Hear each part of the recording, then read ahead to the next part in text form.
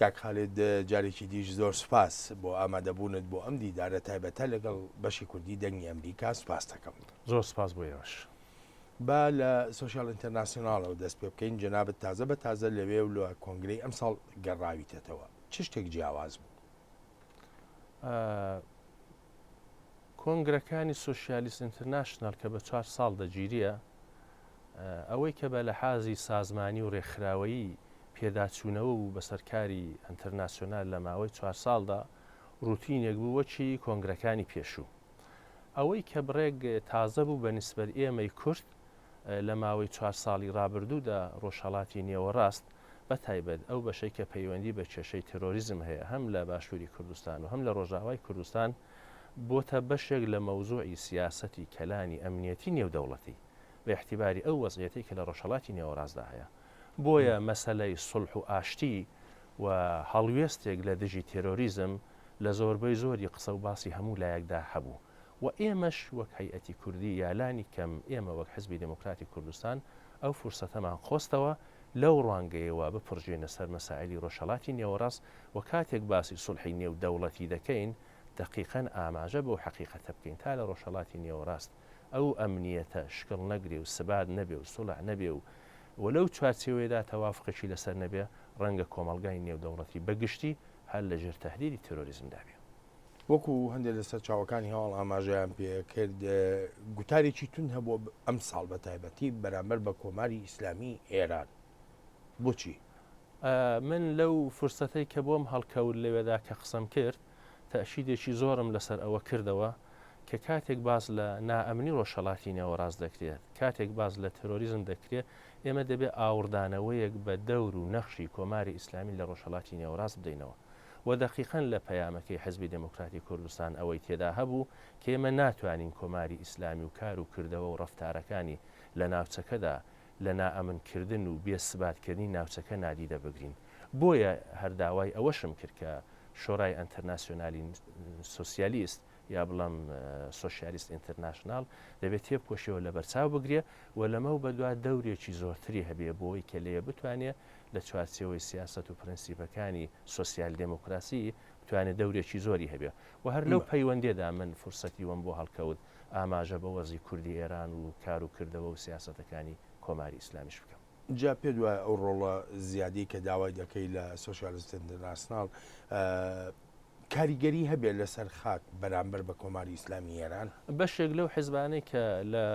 کۆنگرەکەی سۆشیالیست ئینتەرناشنالدا بوون لەوانە نەخوز وەزیر و ڕێی جمهوریان تێدا هەیە، هەر ئەو وڵاتی کە ئێمە لێ میوان بووین وڵاتی خانەخوێ کۆلۆمبیا حیزبەکەی وێ لە دەسەڵاتدایە و حیزبەکەی ئەوان ڕێی جمهور و کاربەدەستانیان هەیە و هێندێک وڵاتی دیکەش هەروە ئەگەر لە دەسەڵاتیشدانە بن بەشێک لەو حیزبانە لە ئۆپۆزیسیۆندان کە تەجروبەی دەسەڵاتیان هەیە دەور و نەخشیان هەیە. بۆیە ئێمە دەبێت هەوڵی خۆمان بدەین، یعنی ئەگەر ئێمە هەوڵی خۆمان بدەین و ئەو مەوزوعاتیان لەگەڵ باس بکەین وردە وردە مەسەلەی کورد بەگشتی لە ڕۆژهەڵاتی نێوەڕاست و مەسەلەی کورد بە تایبەتی لە کوردستانی ئێران سیاست و کردەوەکانی کۆماری ئیسلامی دژ بنەتەوەی کورد لە کوردستانی ئێران هەمووی ئەوانە دێتە گۆڕێ ئەوە کۆمەک دەکات بۆ کاروباری ئێمە لە ئیدامەی خۆیدا کاتێک دەیان بینین و قەتەعنامەیە یا ڕزەلوشونێک دێتە گۆڕێ و بیرانبێنەوە و ئەو جۆرە بەدواداچوون بکەین. ژمارەیەک لایەنی کوردی لەم کۆنگرەی ئەم ساڵدا بەشدار بوون، بەڵام پرسیارەکە لەوەدا گوتارێکی هاوبەشتان هەبوو؟ بە تەبیعەتی ئەوەی کە مەسەلەی کورد لە چوارچێوەی هەرکام لەو وڵاتانێک کە کێشەی لەگەڵی هەیە دێتە گۆڕیە لە ڕاستیدا هەر لەو چوارچێوەیەشدا سۆشیالیست ئینتەرناشنال هەڵوێست دەگرێ، بەڵام بەگشتی لە قسە و باسەکاندا باسیوە هاتووە کە کورد کەم و زۆر فاکتۆرێک بووە لە چەند و چۆنی خەبار لە دژی تێرۆریزم و دەورێکی زۆر و بەرچاوی هەیە لە چۆنێتی ئاڵوگۆڕ لەو ناوچەیەدا. بۆیە ئەگەر پەیامێکی هاوبەشی کوردیش نەبوو بێ حیزبە کوردیشان هەوڵیان داوەکە لە چوارچێوەی ئەو وڵاتانەی کە بۆ خۆیان مەوزوع و کێشەیاندا هەیە بە جۆرێکەوە بێن نەگۆڕێ بۆ نمونە لە پەیوەندی لەگەڵ ئێراندا ئێمەلانیکە موفق بوون کە چەند خەتێک لەوێدا بنووسرێ لە بەلاغی کۆتایی سۆشیالیست ئینتەرناشنال و کۆنگرەکەیدا سەبارەت بە ئێران و قەزای کوردێرە. کاک خالید لەوەتای بەڕێوەبەرایەتی نوێ لە وڵاتە یەکگرتووەکانی ئەمریکا دەست بەکار بووە، شێوازێکی تری مامەڵەکردن لەگەڵ کۆماری ئیسلامی ئێراندا هاتۆتە ئاراوە بە تایبەتی ژیانی ئەوەی کە بڵین سنووردارە بە بەرنامە ناوچیەکەی ئێرانەوە چەندێک جەنابەت گەشتبینی بەوەی کە ئەم ڕوانینە یاخۆ ئەم بەهێندوەرگرتنی ئێران لە هەموو هەنگاوێکیە کاریگەری هەبێ بەسەر دۆخی ناو وڵاتەکە خۆیەوە. ئێمە قسە لە علااقاتی دوو وڵات دەکەین کە بە دوای ئینقلابی ئیسلامی ئێراندا ئەو دوو وڵاتە علااقاتی دیپلۆماتیشیان نییە. دوو وڵاتن لە کێشەیەکی زۆردان لەگەڵ یەکتر، بەڵام هەرگز تاران و واشنگتۆر کێشەکەی خۆیان نەبردە ئاستی تند و تیژی بەرامبەر بە یەکتر. بە معنای ئەوەیە ئەو کێشەی کە واشنگتۆن بە دوای دەڕوا تێدەکۆشیە دەستی ئێران لە ناوچەکە بڕێ کورت بکاتەوە و لە هەمان کاتیشدا ئەو پرۆژەی کە ئێران بووی و کاتی خۆی لە سەردەمی ئۆبامادا تەوافقێکیان لەسەر کرد بە نێوی بەرجام کە لەوێدا ئێران مولزەم دەکا بە هێندێک تەحودات و تەوافقاتی نێودەوڵەتی لە پەیوەندی لەگەڵ پرۆژەی ناوچیەکەی و ئەوە جەوهەری کێشەکانی واشنگتۆن لەگەڵ تاران بووە. ئێستاش من ئەو کێشەیە هەر بەوە پێناسە دەکەم. لە ڕاستیدا لە ماوەی چەند ساڵی ڕابردوودا دەم و دەستگای دەسەڵات لە واشنگتۆن زۆر کەم پڕژاوەتە سەر فشارهێنان بۆ ئێران لە پەیوەندی لەگەڵ مافی مرۆڤ، لە پەیوەندی لەگەڵ مافی نەتەوەی کورد لە ئێران، لە پەیوەندی لەگەڵ کۆمەڵێک بێ عەداڵەتی و هەروەها کۆمەڵێک بێ حقوقی کە کۆماری ئیسلامی بەسەر خەڵکیدا تەحمیل کردووە. تەبیعەتەن کەسێکی دیکە کە لە حیزبێکی دیکە لە واشنگتۆن دەسەڵات بەدەستەوە دەگرێ بێگومان ڕاوێژ و گفتمانی وەک حیزبەکەی پێشوو ئۆباما نابێ، بەڵام بە لە حازی زمانی من لەو باوەڕەدام دەبێ ماوەیەکی دیکە چاوەڕوان بین وەی کە ڕئیسی جمهوری تازەی ئەمریکا چەند مانجێک بزانێ عەکسولعەمەلەکان لە ئەمریکا چۆنە، لە ڕۆژهەڵاتی نێوەڕاست چۆنە، لە ئەوروپا چۆنە، لە خودی ئێران بەرامبەر بە قسە و هەڵوێستەکانی چۆنە، بە دوای ئەودا تەعینی سیاسەتی خۆی بکە. من پێم وایە ئێستا تا ئەو لەحزەیەش ترامپ لە مەوقعیەتێکدانێک کە سیاست و پرۆژەکانی خۆی بەرامبەر بە ئێران بە تەواوی فۆرمۆڵە کردبێ بە لە حازی زمانی بڕێکزوویە. بەس بێگومان عەکسولعەمەل هەم لە تاران هەیە، هەم لە واشنگتۆن هەیە، هەم لە نێو کۆڵ و کۆمەڵ و کۆمەلگای دەوروبەری ئێرانش بەنابەر بە مۆزوعە لە گۆڕێدا هەیە. ئاماژە بۆ کرد کە بەڕێبەرایەتی پێشوو بەڕێبەرایەتەکەی سەرۆگۆ ئۆباما هەندێک کەم تەرخەمی هەبووە لەبەرەوەی ئێرانی بە تەواوی ڕەهەندەکانەوە وەرنەگرتووە و سنووردار بۆ بە بەرنامە ناوچیەکەی. بۆ بەڕێبەرایەتی نوێ بەڕێبەرایەتەکەی داناڵد ترامپ ئۆپۆزیسیۆنی ئێرانی دەتوانێت چی بکا کە کاریگەر بێت لەسەر ئەم بەڕێوەبەرایەتیە نوێیە و ئەو ڕەهەندانەی تر کە جەنابەت ئاماژە و پێکردن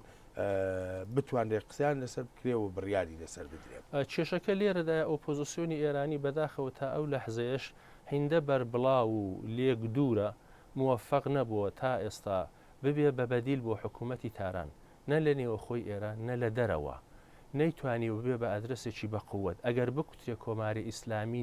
نەمێنێ یا بڕوخێ ئەی چێ جێی دەگرێتەوە. هۆیەکەشی ئەوەیە لە کۆمەلگای نێودەوڵەتی و لە کێشەکانی ڕۆژهەڵاتی نێوەڕاست کۆماری ئیسلامی زۆرتر بە عاملی تەهدید لەسەر نائەمنی دادەندرێ. بۆ ئەوەی کە ئەمنیەت هەبێت دیسان نائەمنی نەبێتەوە تۆ دەبێ ئەوەی کە لە تاران دوای دەسەڵات بەدەستەوە دەگری ئێستا بیان ناسی چێنە لەبەرەوەی کە ئۆپۆزیسیۆنی ئێرانی بە تەواوی موفق نەبووە خۆی ڕێک بخە بە هەموو تەنەوەعاتی خۆی لە نەتیجەدا لەسەر میزی کاری واشنگتۆن و ئوروپایەکان تا ئەو لەحزەش قسە لەسەر ئەوەنێ کە حکوومەتی ئێران بڕوخێندرێ تەغییری حکوومەت بێ و ئۆپۆزیسیۆنێک کە بۆ خۆیان دەیناسن و پەیوەندیان لەگەڵیان هەیە پیان وایە لە چوارچێوەی ئەمنیەتی ناوچەکەدا بە ئەحساسی مەسئولیەتەوە دێتە گۆڕێ بەشێک لە دەستوری کاریان هەبێ. جا گرفتەکە لێرە لە خودی ئۆپۆزیسیۆنی ئێرانی و مخالفینی کۆماری ئیسلامیدایە. گرفتەکە لە واشنگتۆن و لەندەن و پایتەختەکان نییە. کێشەکەش ئەوەیە ئەگەر تۆ بڵێ کۆماری ئیسلامی ناو بڕوخێ ئەی چێ لە جێگایدا بێ. جا بۆ ئەوەی کە مەسەلەی ئێران لە ئاستی ئاڵ و گۆڕی حکوومەت و مەسائلی دموکراسی و مافی خەڵکی ئێران و مافی نەتەوەی کورد باسی لەسەر بێ مهم ئەوەیە کە ئۆپۆزیسیۆنی ئێرانی موفق بن بڵەن کۆماری ئیسلامینا ئێمە بەو بەرنامەی کە هەمانە هەم بۆ داهاتووی ئێران هەم بۆ ئەمنیەتی ناوچەکە هەم بۆ ئەمنیەتی گشتی جەهانی دەتوانین بە ئەحساسی مەسئولیتەوە حکوومەت بکەین. بەداخەوە چەلیەوە لە گۆڕێدانێ ئایا لە داهاتوودا ڕەوت و ڕووداوەکان بەرەو کوێی دەبێت دەتوانێت هاندەرێکی باش بێ بۆ ئۆپۆزیسیۆنی ئێرانی دەبێت چاوەڕوان بین. یعنی ئەم هەلو مەرجە نوێی کە ئێستا لە ڕۆژهەڵاتی ناوەڕاستدا هاتۆتە ئاراوە ئۆپۆزیسیۆنی ئێرانی ناخاتە بەردەم بەرپرسیارەتی گۆڕانکاریکردن لە سیاست و لە استراتیژەتی خۆیدا نایخاتە بەردەم بەرپرسیارەتی بیرکردنەوەیکی نوێ کە لەگەڵ ئەم هەلومەرجە نوێدا بگونجێ. یەکەمە ڕووداوانەی ڕۆژهەڵاتی نێوەڕاست بەشی زۆری فۆکوسەکەی لەسەر عێراقە لەسەر سووریە تەنانەت هەر لەو پەیوەندیدا پێم خۆشە ئاماژەوە بکەم چەندین ساڵە کێشەی فەلەستین و ئیسرائیلەکانیش تقریبان بە تەواوی بێدەنگ بووە و لەبەرەوەی کە ئاماژەکان زۆرتر دەکەوێتە سەر سووریە و عێراق داهاتوی ئەو وڵاتە چی لێ دێتەوە نەخشە سیاسەکان بەرەو چۆ دەچێت ئەو دوو وڵاتە وەک وڵاتی یەکگرت و دەمێنەوە یا لە نێو خۆیدا دابەش دەبێت و کێشە لەگەڵ داعش تا ڕادەیەکی زۆر ئێرانی لە پەراوێز خستووە لە کێشەی کۆمەلگای نێودەوڵەتی و ئۆپۆزیسیۆنی ئێرانی و ئێرانیش هەوڵی داوە زیرەچی بکە بەو جۆرە ئۆپۆزیسیۆنەکەی خۆی لە پەراوێز بخات زۆرتر مەوزوعەکان لەسەر عێراق و سووریە بێ بەڵام نفسی پرسیارەکەیتەوە تەبیعەتەن جیاواز لەوەی کە لە عێراق چڕوو دەدا جیاواز لەوەی کە لە سووریە چڕوو دەدا دەبێ هەمیشە ئەو پرسیارە لە بەردەم ئۆپۆزیسیۆنی ئێرانی بەگشتی و حیزبە سیاسەکانی کوردستانی ئێران بە تایبەتی هەبێ جیاواز لە ڕەوتی ڕووداوەکان و بەرەو چۆ دەچن ئەوان بتوانن خۆیان ڕێک بخەن و لێک نزیک بنەوە بۆەوەی کە ئەدرەس دروست بکەن لە مقابل حکوومەتی تاراندا من دیسان تاچی دەکەمەوە ئەدرەستێک نییە کە خەڵکی ئێران و لایەنەکان لە سەدحی ناوچەکە و لە سەدحی دنیادا ئەگە بەوە بگەن کۆماری ئیسلامی نا بڵم باشە ئەوە بە کێشەکە لێرەدایە بۆیە هیوادارم لە داهاتوودا ئۆپۆزیسیۆنی ئێرانی و نارەکانی کۆماری ئیسلامی لەسەر شتێکی هاوبەش بەیەکەوە پێک بێن و تەسویرێکی واقعبینانە و محقول لە مخالفەتی خۆیان لەگەڵ کۆماری ئیسلامی بە دنیا بناسیێنن. کە خالید ڕایەک هەیە دەڵێ دوو ڕوودا و ئێجگار پۆزەتیفانە بە بەرژەوەندی کۆماری ئیسلامی ئێران کەوتەوە یەک ڕێککەوتنی ناوچی کۆمەلگای نێونەتەوەی لەگەڵ تاراندا دووهەمیشیان دەرکەوتنی ڕێکخراوێکی تێرۆریستی وەکو داعش کە تا سەر ئێسقان دژی شیعەیە بەڕای جەنابەت ئێران خۆی سوودی لەم دوو ڕووداوە وەرگرتووە هەم ڕێکەوتنەکە و هەم داعشیش بەستە بەوەی ئێمە چۆن چاو لە ئێران دەکەین ئەگە واقعبینانە چاو لە ئێران بکەین بێگومان ئێران سەعی کردووە لە نێوە خۆی وڵات بە خەڵکی شیعە بڵە داعش جەرەیانێکی تونڕەوی سنی مەسهەبە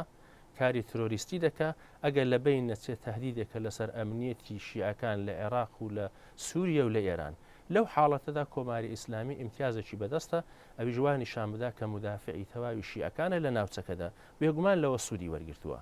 ئەوەی مربوط بە تەوافقی ناوەچی یا تەوافقی بەرجام لەگەڵ دنیای دەرەوە بوو لەوێ ئێران بە دنیای دەرەوە دەڵێ ئێمە ئیمتیازمانداوە لەسەرەوە پێک هاتووینە لانی کەم لەو پەیوەندێدا ئوروپایەکان لەو قەناعەتەدان کە نابێ ئەو تەوافقی کە لەگەڵ ئێران کراوە لەلایەن ئەمریکاەوە بەڕاحەتی هەڵوەشێنرێتەوە یعنی ئەوانیش وەچی هەموو دەوڵەتێکی دیکە وەچی هەموو سیاست مەدارێک لە گەمەی ناوچەکەدا بۆ خۆیان بەشێکن لە گەمەکە بازی دەکەن چە بە قازانجی خۆیان بێ کەڵکی لێوەردەگرن بەڵام کێشەی ئەسلی ئێمە وەک کورد لە ئێران وەک خەڵکی ئاڵوگۆڕخواز لە نێوە خۆی ئێران ئەوانە نین ئەو کێشانە دەتوانێت بەردەوام بێ بە شێوەیەش کە بێتە پێشێ دەیان ساڵی دیکە بەردەوام بچێتە پێشێ کێشەکە لە نێوە خۆی ئێرانە بۆیە لە ڕوانگەی منەوە حزبەکانی سیاسی لایەنەکان کۆمەلگای ئاڵوگۆڕخواز لە نێوە خۆی ئێران دەبێت ئیحتیمام بەوە بدا خەڵک لە نێوە خۆی وڵات بتوانن خۆیان ڕێک بخەن داواکانیان بێن نەگۆڕێ لە فرسەتەکان ئیسفادە بکەن هەمیشە منتەزیری ئەوە نەبن بەوە عادەت نەگرن کە کێشەی واشنگتۆن لەگەڵ تاران دەتوانێت زوو نەتیجە بدا کێشەی عەرەبستان کێشەی ئیسرائیل لەگەڵ تاران یعنی بەوانە خەڵک مەشغوڵ نەکرێ ئەگە حاڵەتێکی واشاتە گۆڕێ بە تایبەت ئێمەی کورد ئەو وەختە لە چوارچێوەی بەرژەوەندی خۆماندا ئیسفادەی لێ بکەین ئەو داوایی کە جەنابەت دەکەی کە خەڵک لە ناو ئێرانەوە ڕێک بخرێ ئەو بەشێکە لە ئەرکی ئۆپۆزیسیۆنی ئێرانیش بۆ و پەرتەوازەیی و شپرزەییەوە چۆن دەتوانێت ئەو کارە بکە ئەگەر کەس لە ناو ئێراندا و لە ناو خودی ڕژێمی کۆماری ئیسلامی ئێراندا هاوکار نەبێت ئۆپۆزیسیۆنی کۆماری ئیسلامی لە ڕوانگەی من دوو بەشن بەشێکیان ئەوانن ئەو حیزبە سیاسیانن کە بە هەر دەلیلێک لە نێوە خۆی ئێران نەماونەتەوە و پەرتەوازە بوونە و لە دەرەوەن و زۆریش لێک بڵاو و لێک دوورن بەشێکیش ئەو کەسانن یا ئەو لایەنانن کە لێ خودی جمهوری ئیسلامیدا تێدەکۆشن بەلانی کەمی ئاڵوگۆڕەکان فەزایەک دروست بکەن کە خەڵک بتوانن داواکانی خۆیان بێن نەگۆڕێ ئۆپۆزیسیۆنی دەرەوە بە هەموو تەنەوعات و جیاوازیەک کە لەگەڵ یەکتر هەیەە دەبێت تێبکۆشن خۆیان نزیک ببینن لە کۆمەلگای ئێران زۆر دوورکەوتونەتەوە واقعیاتەکان قبول بکەن لە گفتمان و قسەکردن و شیعاردان مەوزوعاتێک بێن نەگۆڕێ کە خەڵک لە نێوە خۆی ئێران دەرچی بکەن لێ تێک بگەن لە چوارچەوەی وەزعەتی واندا بێ ڕەنگە ئۆپۆزیسیۆنێکی دەرەوە کە بۆ خۆی لە دەرەوە دانیشتۆ بە کەیفی خۆی شعار بدا باجێکی زۆر نەدا هەزینەیەکی زۆری تێنەچیە بەڵام بۆ خەڵک لە نێوە خۆی وڵات بەتایبەت لە کوردستانی ئێران دەبێت جۆرێک ئەمەل بکەن کەو هەزینە و باجانەی ئەوان دەیدەن لە دژی کۆماری ئیسلامی بە جۆرێک بێت کە تەحملی بکەن ئەگەر تەحملی نەکەن دیسان لەو حاڵەتەدا هەر پرۆژەکانی جمهوری ئیسلامی جێبەجێ دەبێ و فشار بۆ خەڵک دێنێ و خەڵک مەجبوریان هەڵدێ و دەچێتە دەرێ و لێ پەناهەندە و دەمێنێتەوە و بەو جەمعە نەیارە لە دەرەوەی ئێران زیاد دەبێت کە بە باوەڕی من باشتر ئەوەیە بۆ چوونەکان جۆرێک ڕێک بخەین کە لە نێوە خۆی وڵات خەڵک بە جۆری خۆی تێدا ببینەوە لانی کەم ئێمە لە حزبی دموکراتی کوردستان لە چەند ساڵی ڕابردوودا هەوڵمانداوە ئەو بۆشایە بەو شێوە پڕ بکەینەوە ئەمە بۆ ئۆپۆزیسیۆنی گشتی لە ئێران ئەمەی کە باست کرد بۆ ئۆپۆزیسیۆنی کوردیش تەواوە لە ڕۆژهەڵات ئۆپۆزیسیۆنی کوردی جیاوازێکی لەگەڵ ئۆپۆزیسیۆنی ئێرانی هەیە ئەویش ئەوەیە ئێمە ئێستاش لە سنوورەکانی کوردستانی ئێران نزیکین ئێمە ئێستاش لەگەڵ خەڵکی خۆمان کەم و زۆر پەیوەندیمان هەیە ئێمە ئێستاش فەسلەکانی جۆراوجۆر هێزی پێشمەرگەمان نەک بە مەبەستی ئەعلامی شەڕ لە دژی کۆماری ئیسلامی بەڵکە دەستنەوە نێوە خۆی وڵات و لە نێو خەڵکی خۆیاندا دەمێننەوە ئێمە ئێستاش بە جۆرێک پێمان لەسەر ئەرزی واقع هەیە بەڵام ئەو وەزئیەتە لە حیزبەکانی ڕۆژهەڵاتی کوردستان ئینتزاراتی زۆرتر دروست دەکات لەو بوارەدا ئێمە حیزبەکانی ڕۆژهەڵاتی کوردستان موفق نەبووینە ئێمەش ئەدرسێکی بەخوت لە چوارچێوەی تەوافق و پێکاتنێک لە نێو خۆماندا دروست بکەین و زۆرتر بەو جۆرە هاندەری خەڵکی ڕۆژهەڵاتی کوردستان بین لە خەبات و تێکۆشانی خۆیان دژی کۆماری ئیسلامی چونکە لە ڕاستیدا سەرڕای زوڵم و زۆری کۆماری ئیسلامی سەرڕای فشارێکی زۆر من زۆر خۆشببینم زۆر گەشتبینم خەڵکی کورد لە کوردستانی ئێران لە شار و دیهاتەکان لە دانیشگاکان لە شوێنی کاری خۆیان بە شێوازی جۆراوجۆری مەدەنی فەرهەنگی ئەدەبی خەبات دەکەن تێدەکۆشن لەسەری دەگیرێن جاری وایە حکمی ئەعدامیان لەسەر دەدرێ فشارێکی زۆریان بۆ دێ بەڵام دیسانەکانە هەر کۆڵ نادەن بۆیە ئێمە دەبێت ئەهەمیەتێکی زۆر بووە دابنین یعنی مەبەستم ئەوەیە لە جیاتیەوەی کە کۆماری ئیسلامی لەگەڵ چەند حزب ڕوبەڕوو بێ کۆماری ئیسلامی لە نێوەخۆی کوردستانی ئێران لەگەڵ میلیۆنها کوردی کوردستانی ئێران ڕوبەڕوو بێت لەم جۆرە هەلومەرجەدا ینی لەگەڵ بایەقدان بە ناوخۆی ڕۆژهەڵاتی کوردستان پێدوانیە گرنگە کە کورد لە ڕۆژهەڵات نوێنەرایەتیکی بەهێزی هەبێت لێرە لە واشنتن بۆ سەر و سەوداکردن لەگەڵ هەموو ئەگەرێکی کە دێتە ئاراوە لە سەردەمێکدا کە شتەکان زۆر بەجەهانی بوونە لە سەردەمێکدا کە فشاری نێودەوڵەتی بە باش و خراپ لەسەر کۆماری ئیسلامی دەتوانێت تەسیری هەبێ لە سەردەمێکدا کە کورد لە کوردستانی عێراق و سووریە لە شەڕی خۆی دژی داعش کارنامەیەکی باشی بۆ خۆی تۆمار کردی و نێوی پێشمەرگە وەک خەباتکاری ڕێگای ئازادی و سەقامجیکردنی ئاشتی هاتوۆتە گۆڕێ هەمووی ئەوانە ئیمتیازێکی باشە بۆ ئێمەی کوردی ئێرانیش کەڵکیان لێوەربگرین لەسەر ئەو کارنامە باشەی کورد لە ناوچەکەدا بتوانین ئەدرسێکی بەخۆوە دروست بکەین ئێمە چەندین ساڵە هەوڵ دەدەین بە دانیشتن و گفتوگۆ و مزاکرە لەگەڵ یەکتر ڕاستیەکەی لە چوارچێوەی شتێکی هاوبەشدا بەیەکەوە کۆبینەوە بەیەکەوە بە تەوافق بگەین ئەگەر ڕۆژێک لە ڕۆژان ئەوە هاتە پێشێ منتقیەکەی هەر ئەوەیە چ لە واشنگتۆن بێ و چ لە لەندەن بێ و چ لە پاریس بێ و چ لە مۆسکۆ بێ یا چ لە هەر شوێنێکی دیکە بێ کورد نوێنەرایەتێکی بە قووەتی هەبێ بەڵام لە ڕوانگەی خۆمەوە کێشەی کورد لە واشنگتۆن و لە مۆسکۆ و لە پاریس چارەسەر نابێ کێشەی کورد لە کوردستانی ئێران و لە تاران چارەسەر دەبێ لە کوردستانی ئێران بەو معنایە کۆمەڵانی خەڵک بە شێوازێکی ڕێک و پێک وحدەتیان هەبێ یەکریزیان هەبێ دەنجێکی بە قووەتیان هەبێ بەو جۆرە تاران مەجبور بکەن کە بە مافەکانیان احترام بە مافەکانیان بکە و تاران مەجبور بکەن ئاور بەوان بداتەوە و تاران خۆی مەجبور بە ڕێگا چارەیەک ببینێ ینی مەیدانی ئەسلی یا ساحەی ئەسلی چارەسەری کێشەی کورد لە ئێران لە کوردستانی ئێران و تارانە لە ڕوانگەی بنەوە خەڵک لە ڕۆژهەڵاتی کوردستانێ ئەو جۆرە خواستیان هەیە ئەمە شتێکە نوکوڵی لێ ناکرێ بەپێی ئەو ڕاگەیانانی کە هەم لایەنە سیاسیەکان و تەنانەت ڕێکخراوە سیڤیلیەکانیش کە باسی دەکەن بەڵام حزبە کوردیەکانی ڕۆژهەڵاتی کوردستانە وەکو کە باز دەکرێت ئامادەیەکی تۆکمەیان نییە کە بتوانن ئەو خەڵکە ڕێک بخەن نەخۆشیێکی گەورەی کورد بە گشتی ئەوەیە کە لە نێوخۆیدا یەکگرتوونیە لە زۆوە کە زۆرێک لە فرسەتەکانی لە دەستداوە میلەتانی دیکە بوون بە دەوڵەت بەڵام کورد نەبوو بە دەوڵەت هەمووی خەتاکەی فەڕەنسا و بریتانیا و ئەوانە نیە چون ئێمە فێر بووینە کاتێک بۆ خۆمان ناموەفەقین فرسەتمان لە دەستداوە زوو بە دوای ئەوەدا دەگەڕین خەتاکە بخینە سەر خەڵکی دیکە ئەو وەخەدوا بوو ئێستا چی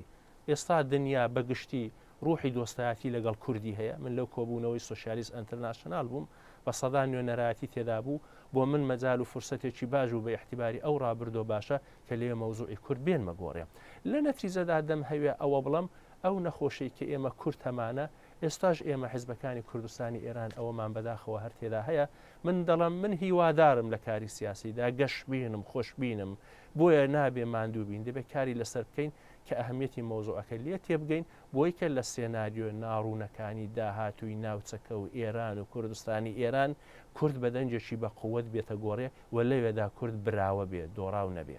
چەند بە دەنگەوە هاتن هەیە بۆ ئەو هۆکارانی وا لە تۆ دەکا گەشتبین بی خۆش بین بی. خەڵک ئەوەیان دەوێ خەڵکی کوردستانی ئێران بە خۆشیەوە شعوری سیاسیان لە پەرئەستاندندایە، علاقات و عاتفەی نەتەوایەتیان لە گەشەکردندایە، کوردایەتی لە زۆربەی شار و گوندەکان و ئوستانەکانی کوردستانی ئێران ڕۆژانە بە قووەتە، زۆرتر ئاگادارن لەوەی کە کۆماری ئیسلامی نادیدایان دەگرێ. لە هەمان کاتدا بە احتیباری ئەو شعورە سیاسی و گەشەی کۆمەڵایەتی کوردستانی ئێران ئینتزاریان لە حیزبەکان هەیە، بەڵام ئەوەی کە ئەوە جێبەجێ نابێ خەتا لە خەڵکەکەنیە، خەتا لە ڕەهبەرانی ئەحزابی کوردی کوردستانی ئێرانە کە تا ئێستا تەنازولیان بۆ یەکتر نەکردووە، ئامادە نەبوونە لەسەر شتێکی هاوبەش بەیەکەوە پێک بێن. یعنی گوناحەکە لە خەڵکەکە نییە، هەڵەکە لای خەڵکەکە نییە، خەڵکەکە لە نێوە خۆی وڵات فەداکارێکە دەکا، بەڵام بەداخەوە ئەو فەرهەنگی لەگەڵێک نەحاوانەوە ئەو ئینشعابات و ئینشقاقاتی کە بەسەر ئێمەدا لە چەند ساڵی ڕابردوودا زاڵ بوو ئەوە بۆتە هۆی ئێمە زۆر فرسە لە دەست دەین. بەڵام هیوادارم لەمە و بەدوا ئێمە بتوانین شتێکی هاوبەش بەیەکەوە ببینەوە و هیوا و هومێدی زۆرتر بخێنێنی و کۆمەڵانی خەڵک لە ڕۆژهەڵاتی کوردستان. ئەگەری دۆزینەوەی ئەو هەنگاوە هاوبەشەی کە جەنابەت باسی دەکەی ئەبێتە مای گێڕانەوەی متمانە لە خەڵکەوە بۆ لایەنە سیاسیەکان. ئەگەر ئێمە لەوەدا ناموەفەق بین ئیدامەی ئەو لێک بڵاوی و لێک دووری و ئینشعاباتە و یەکتر تەحمل نەکردن و بێجێ جاری وایە لە دژیە قسەکردن هەروە زۆر بچێتە پێشێ، خەڵکی کوردی کوردستانی ئێران حەقی خۆیانە بڵێن حیزبەکانی ڕۆژهەڵاتی کوردستان ساڵێک نا 2 ساڵ نا 10 ساڵ نا 20 ساڵ نا ئەوە نزیک بە 30 ساڵە ئێوە هەر لەو کێشە و هەراهوریادان وا دیێرە ئێوە ئیحساسی مەسئولیت ناکەن. ئەگەر وابێ ئێمە بەڕاحەتی بۆ ئێوە فەداکاری ناکەین. با ئێمە حیزبەکان لەو دەنگە بە قووەتەی خەڵک بترسین، چونگەگە لەو دەنگە بە قووەتەی خەڵک نیگەران نەبین زۆر بەڕاحەتی هەر لەسەر ئەو فەرهەنگ و عادەتە دەڕۆین بە کێشەی نێوخۆی خۆمان مەشغوڵکەین، ئێنێرژێکی زۆر سەرفی ئەوە بکەین. بەداخەوە لەبەرەوەی کە ئێمە حیزبەکانی ڕۆژهەڵاتی کوردستان لە ژیانی عادی سیاسی ڕۆژانەی نێو کۆمەلگانین، فێر نەبوونێ لە ئینتخاباتدا بەشدار بین، حیزبێک چەند دەرسەد دێنێتەوە 10%، 20%، 30%، 40%. ئێستا فێری احترامدانان بە دەنجی خەڵک نەبووینە، نازانین سندوقەکانی دەنگدان معنای چییە. ئەگەر ڕۆژێک لە ڕۆژان ئەوەمان بۆ بێتە پێشێ و محتاجی دەنجی خەڵک بین، ئەو وەختە ڕابطەی ڕەهبەرانی حیزب و حیزبەکان لەگەڵ خەڵک و کۆمەلگا ڕابطەیەک دەبێت لە بەربەرژەوەندی خۆشی بێ جۆدەدا بە خەڵک تێدەخۆشی بچێتە نێو ژیانی سیاسی کۆمەڵایەتی ئابووری خوێندەواری کۆمەلگا. و ئێمە بەداخەوە هیندە دوور بووینە لەو ژیانەدانین. بەڵام دیسان من هەرگەش بینم خۆش بینم دەبێت کاری بۆ بکەین و خەڵک شەرت دامنێ وا بەڕاحەتی قبول نەکات تێبکۆشێ بڵێ نەخێر حیزبەکانی کوردستانی ئێران ئەگەر ئێوە ئاوا بڵاو بن ئینتزارتان لە ئێمە نەبێ و شاید لە ئیدامەی خۆیدا خەڵک حلێکی دیکە بێنێتە گۆڕە لە نێوەخۆی کوردستانی ئێران، شێوازی دیکە لە کاری سیاسی بێنێتە گۆڕێ، شێوازی دیکە لە حیزبایەتی بێنێتە گۆڕێ. بۆ ئەگەر ئێمە موفق نەبین ئەوانە باش مدیریت نەکەین دەبێت مەوزەوەکە بە خودی خەڵک لە ڕۆژهەڵاتی کوردستان بسپێرین، ئەوان لە ئیدامەی خۆیان حلێک ببینەوە کە پێمان وایە حلەکەی وان باشە. بەڵام من داوایەکشم لەوان هەیە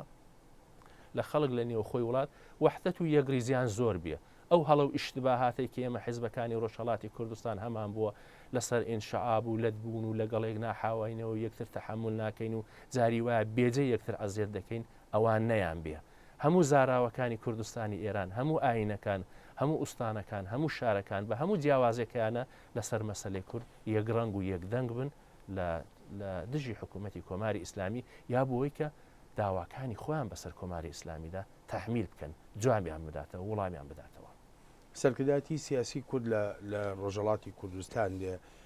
هەرگیز ئەوەی لە بەرچاو گرتووە کە دەشێت ڕۆژە لە ڕۆژان خەڵک ئەڵتەرناتیڤێک جێگرەوەیەک بۆ هەموو ئەم لایەنە سیاسیانی کە ئێستا هەن بدۆزێتەوە.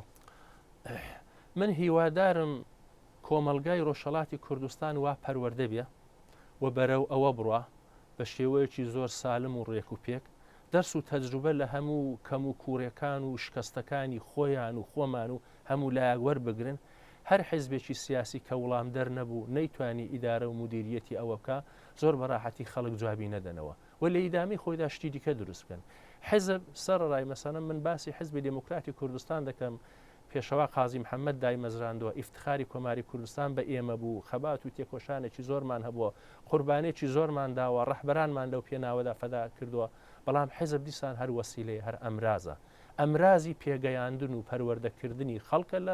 لە کۆمەلگادا و بتوانین نوێنەرایەتی وام کا لە دەسەڵات ئەگەر لەوەدا موفق نەبین خەڵک حەقی خۆیانە ڕێگا حەلی دیکە ببینەوە ئەمرازی دیکە ببینەوە بۆ ئەگە حزب ئەو مەترسی لە کۆمەلگا نەبێ عادەتی و خولە و خدەی کە بە شێوازێک گرتووە ئەوە ئیدامە دەدا وەوە گرفتێکی گەورەی ئێمە حزبەکانی کوردستانی ئێرانە سەرڕای هەموو فەداکاری و قوربانێک ڕاستەکەی ئێمە دەیان ساڵە بە شێوەی ژیانی عادی ڕۆژانە لە نێو خەڵکەکەی خۆماندانین هیچ سیر نییە معلوماتمان کەم بێ هیچ سیر نییە باش لە کۆمەلگاکە نەکەین هیچ سیر نییە زۆر کەلێن و کولێنی نیازاتی خەڵکو و شێوەی گفتمانی وێ کە دێتە نێو ژیانی ڕۆژانەی سیاسی کۆمەڵاتیان ئێمە ڕەچاوی نەگری